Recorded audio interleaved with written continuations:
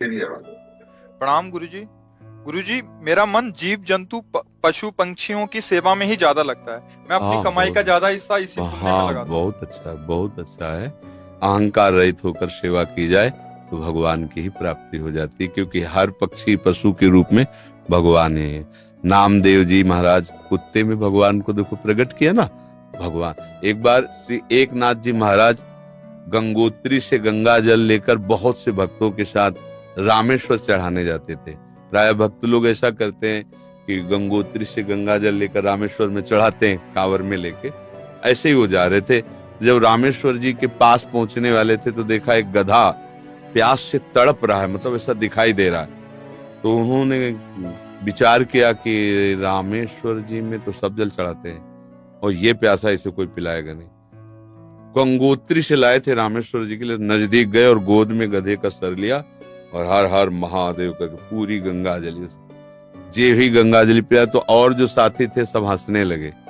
यार मतलब इतनी मेहनत करके वहां से लाए और पास ही आ चुके थे रामेश्वर के, वहां नहीं चढ़ा, एक गधे को पिला दिया। वो तो रामेश्वर जी गए और वहां रामेश्वर आ गए। गधे को जे ही गंगा जल पिलाया तो भगवान उठ के बैठ गए, बोले मैं ही था, तुम्हारे को देख रहा था कि तुम केवल मूर्ति में ही मुझे समझते हो या सब जीवों में भी मुझे समझते हो। तुम्हारी इस दया से मैं द्रवित होकर यहीं प्रकट हो गया, क्योंकि कण कण शिव है, तो एक गधे से भी भगवान प्रकट हो गए। तो पशु पक्षियों की सेवा भगवान की सेवा, पर अभिमान न करे। भाव ऐसा रखे कि भगवान ने मुझे ये सेवा दी है और सेवा लायक बनाया है बस, और इसका प्रचार प्रसार न करे। प्रचार प्रसार करने से सेवा का जो सुकृत होता है वो नष्ट हो जाता है। जैसे आप यार मित्रों से और बहुतों से कि हम तो ऐसा करते हैं, मतलब ये बात जैसे आप संत से या गुरुजनों से कहे तो बात अलग होती है। बस इसके बाद फिर इसे गुप्त अगर कोई कहे भी कि सुना है कि आपने पक्षियों की बहुत सेवा करते हो, अरे हम अपनी ही सेवा नहीं कर पाते, पक्षियों की क्या, मतलब उसे हमें दबाना है। हमसे पाप बन जाए तो कह देना है, पुण्य बन जाए तो छुपा लेना है। पर अपने लोग उल्टा करते हैं, पुण्य बनेगा तो पोस्टर छपवा देंगे और पाप बनेगा तो कसम खा लेंगे कि किया ही नहीं है। यही हमारी दुर्गति का कारण बनता है। अगर हमसे कोई गलती हो गई और कोई पूछे आपसे गलती, तो हाँ हो गई, अब दंड मिले जो तो वो नष्ट हो जाएगा। जहां आपने हाँ कहा वो पाप नष्ट हो जाएगा। अगर सभा में खड़ा होकर के स्वीकार कर ले तो दंड मिले ना मिले उसका पाप नष्ट हो गया। और हम सभा में पुण्य को कह सकते हैं, पाप को नहीं कह सकते, देखना है नहीं। तो अपने इस पुण्य को छुपाओ और पशु पक्षी में भगवत भावना करो। जब उनको दाना डाल रहे हो या फल जो भी, जैसे पशु पक्षी हो, तो भाव करो, हे भगवान आप इन सब रूपों, और बढ़िया पुण्य बन जाएगा और बड़ा लाभ मिल जाएगा। हे भगवान आप इन रूपों में आके सेवा स्वीकार, नाथ हम पे प्रसन्न रहो कि हम सदैव आपकी सेवा करते हैं। भक्ति हो गई, इसी से भक्ति हो गई। सब में भगवान के दर्शन की भावना बनने लगेगी, ठीक है। पर कभी गलत धन कमा के सेवा की भावना मत रखना। मान लो चलो 1,00,000 रुपए हम गलत करके ले रहे हैं तो 10,000 की सेवा, वो ठीक नहीं है।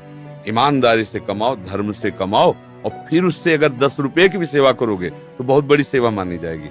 10 करोड़ सेवा बेईमानी से वो तुम्हारे लिए बिल्कुल बेकार है। और 10 रुपए गरीब की एक रोटी जितना पुण्य देगी ना, राजा का उतना पूरा धन का खजाना नहीं, क्योंकि वो मेहनत से करके, और 4 रोटी में 3 में परिवार चलाया, अपने हिस्से की दे दिया दूसरे को, बहुत बड़ा दान हो गया। तो दान का ये भी स्वरूप समझना है कि गंदे आचरणों द्वारा, बेईमानी द्वारा नहीं, धर्म से कमा करके। एक बार राधा बाबा ने भागवत सुनी, एक ब्राह्मण आते थे, श्रद्धा से सुना। अब दक्षिणा देने की बात आई तो बाबा ने, काम तो सन्यासी क्या दक्षिणा दे। आज बड़े बड़े लोग बैठे थे, जिसके पास पवित्र धन हो 100 रुपया हमें दे दो। किसी की हिम्मत नहीं निकालने की, क्योंकि बाबा बिल्कुल सत्य पे प्रतिष्ठित महापुरुष। अब पवित्र होना चाहिए, नहीं दंड मिलेगा। किसी की हिम्मत, एक घास खोदने वाला बगीचे में जो काम करता है, दौड़ के आया, बाबा हमारा पवित्र है। वह कैसे तेरा पवित्र? बोले घास खोदता हूँ, मुझे कोई 1,000-2,000 ले मिलते, 100 रुपया तो हम दे देंगे। बोले हाँ तू दे। 100 रुपया लिया, पंडित जी को दे के, ये है दक्षिणा। हाँ ये 100 रुपया 100 करोड़ की बराबरी बिल्कुल नहीं हो सकती। वो 100 करोड़ बेकार, वो 100 रुपया अच्छा। धर्म से कमाओ और धर्म से सेवा करो, ये भगवत। डॉक्टर हिमांशु सूरी जी, बठिंडा, पंजाब से। महाराज जी, मेरा ये प्रश्न है, क्या ऐसे महापुरुष जिनका गोलोक वास हो चुका है, उन्हें गुरुदेव रूप में धारण किया जा सकता है? एवं अगर किया जा सकता तो कैसे? 7 वर्ष की आयु से ही संकीर्तन सम्राट स्वामी श्री मुकुंद हरि जी महाराज जी के भाव भजन गा रहा हूँ और उनसे बहुत प्रेरित और उन्हीं को अपना गुरु माना है। तो उनके वचनों का पालन करो। वो जो आज्ञा किए हैं जीवन में कभी तो बोले ही है ना।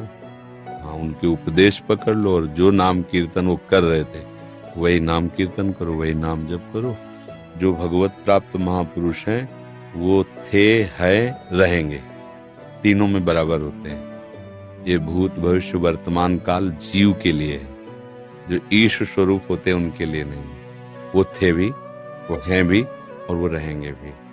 जो महापुरुष हैं किसी को भी, जैसे भाई हनुमान प्रसाद पोद्दार जी, राधा बाबा, उड़िया बाबा, हरि बाबा, ये सब महापुरुष थे, हैं और रहेंगे। अब आप तदाकार करो तो उनसे बात भी हो सकती है। मिलन, जब भगवान से बात हो सकती है तो भगवत स्वरूप ही तुम आत्मा है ना। हाँ, तन्मयता धारण करो। उनके भजनों की रिकॉर्डिंग की जैसे है उपदेश नहीं होते। हाँ, मतलब सब संतों का एक ही कथन है, संसार के चिंतन से अपने चित्त को बचा के भगवान के चिंतन में लगाना। बस बार बार नाम जप करो। जो भी नाम कीर्तन करते हैं ना, वो नाम कीर्तन पकड़ लो, अंदर से जपो, उसी का कीर्तन करो और उनको गुरु मान लो। हो गई बात, समझ रहे? और संतों का संग करते रहो, जिनसे आपका मन मिले, जिनकी बात सुनकर आपको अच्छा लगे और हृदय शीतल हो जाए, उन संतों के वचन प्रगट में सुनते रहो और नाम और गुरु भाव उधर रख लो। मनोज कुमार दिल्ली से। सतगुरुदेव भगवान, आपके चरणों में कोटि कोटि प्रणाम। गुरुदेव भगवान, पराये सभी शिष्य अपने गुरुदेव का मानसिक चिंतन करते हैं, लेकिन गुरुदेव वो परम सौभाग्यशाली शिष्य कौन से लक्षणों से युक्त होता है जो कभी कभी अपने गुरुदेव के चिंतन में भी आ जाता है? जिसका अस्तित्व खत्म हो जाता है वो कभी कभी नहीं, वो गुरुदेव में ही हो जाता है।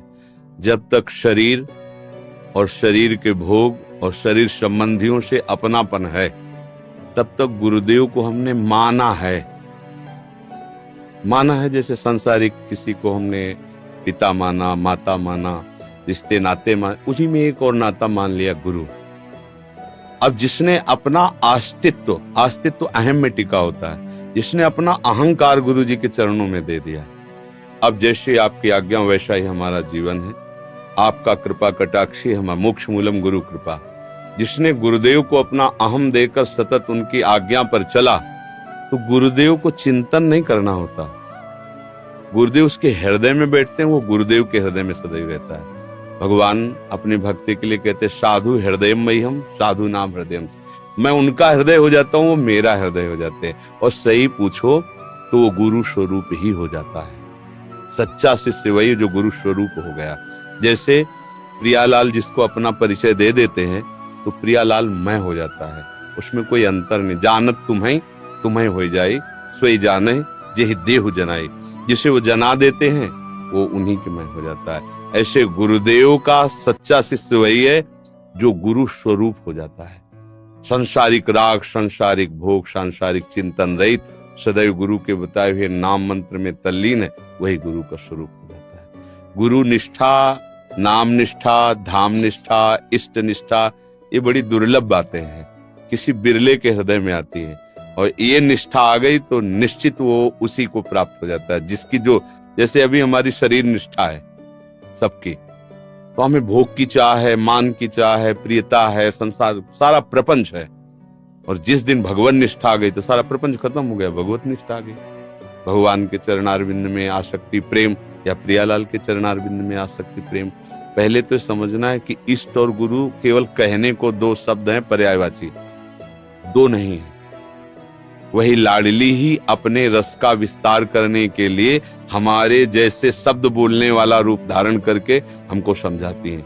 हमारे आचार्य, हमारे गुरुदेव हमारी लाडली ही है, दूसरा कोई नहीं। गुरुदेव ही लाडली है, लाडली ही गुरुदेव है, दूसरा कोई उनको कौन जान सकता है? वही जान सकते हैं। तो वही आके अपना परिचय देते हैं आचार्य रूप में, गुरु रूप में, भगवत प्रेमी महात्माओं के रूप में। देखने को ढांचा पंच भौतिक होता है, अंदर हृदय सिंहासन पर युगल सरकार विराजमान होते हैं, वही अपना विस्तार करते रहते हैं।